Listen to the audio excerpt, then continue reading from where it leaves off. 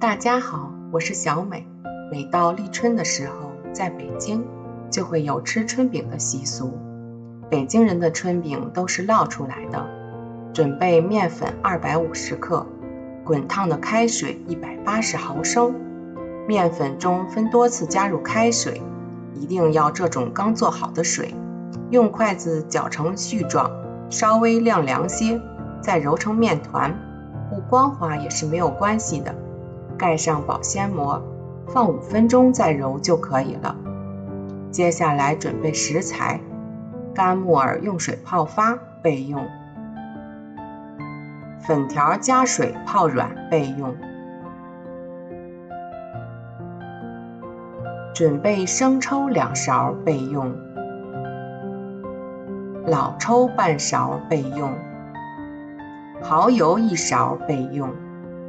5分钟后，再把面团揉成光滑的，然后再盖上保鲜膜，继续醒面30分钟以上。泡好的木耳加入少许的淀粉，加淀粉能够更好的去除木耳中的杂质。清洗干净后，再将木耳切成细丝备用。准备1个去皮的胡萝卜，先切成片，再切成细丝备用。豆芽清洗干净备用，香菜切成段备用。将泡软的粉条切成段备用。取出醒好的面团，在菜板上直接揉成长条状，再分成同等大小的剂子，再把每个剂子分别的揉圆，揉成小面团，然后按扁。再把揉好的小面团盖上保鲜膜，静置5分钟。5分钟后，将每个面饼的一面均匀地抹上食用油，2个为一组，再把2个面饼放在一起，用手掌压扁，2面都要压，这样才能压得均匀。尽量把面饼压得大一些，再慢慢地擀成薄饼。电饼铛或平底锅预热，放入擀好的薄饼，看见饼有些膨胀就可以翻面了。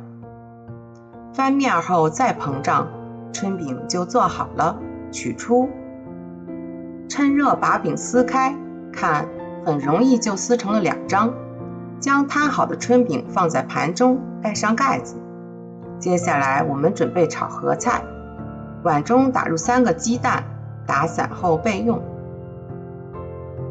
锅中倒油，油烧热后倒入打好的鸡蛋液，待鸡蛋液起泡后，用锅铲翻炒蛋液，炒熟盛出备用。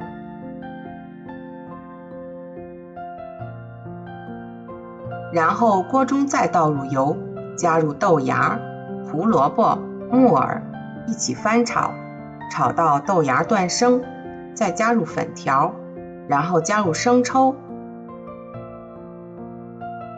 老抽、蚝油，继续翻炒，使食材上色后，再加入适量的盐，翻炒1分钟就可以关火了。